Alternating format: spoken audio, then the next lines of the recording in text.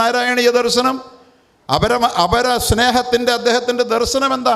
ഒരു പീഡ എറുമ്പിനും തരുതെന്നുള്ള അനുകമ്പയും സദാ കരുണാകര നൽകുകുള്ളിൽ നിൻ തിരുമൈ വിട്ടകലാത്ത ചിന്തയും.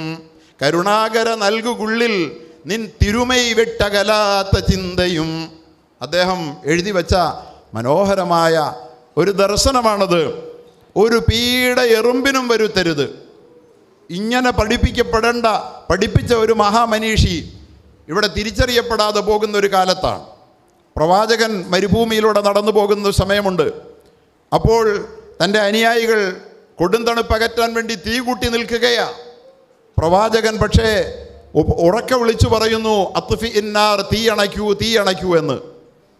എന്താ കാരണമെന്ന് പോലും അന്വേഷിക്കാതെ അനുയായികൾ തീ അണച്ചു. ശേഷം ചോദിച്ചു, എന്താ പ്രവാചക അങ്ങത്തെ പറയാൻ കാര്യം എന്ന് ചോദിച്ചപ്പോൾ, നിങ്ങളുടെ തീ നാമ്പുകൾ ഒരു ഉറുമ്പിൻ്റെ ചാലിലേക്ക് നീണ്ടുപോകുന്നത് കണ്ടില്ലേ?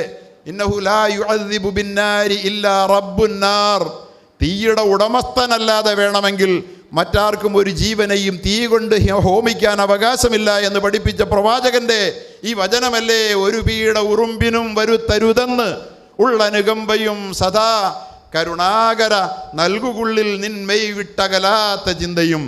കരുണാകര എന്ന് വിശേഷിപ്പിക്കുന്നത് ഈ പ്രപഞ്ചത്തിൻ്റെ നാഥനെയാണ്, ആദി പരാശക്തിയാണ്, ഏക മഹാശക്തിയെയാണ്, ഈ മഹാകൃതിയുടെ പ്രകൃതിയുടെ കർത്താവിനെയാണ്, പടച്ചവനെയാണ്.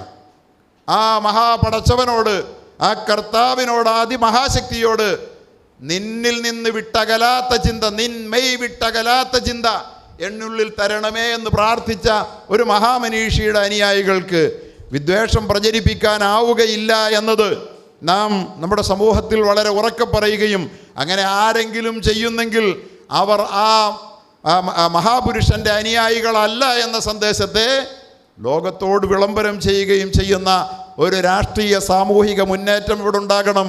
പലപ്പോഴും ഇത് രാഷ്ട്രീയ പ്രസ്ഥാനങ്ങളുടെ അജണ്ടയാകാറില്ല.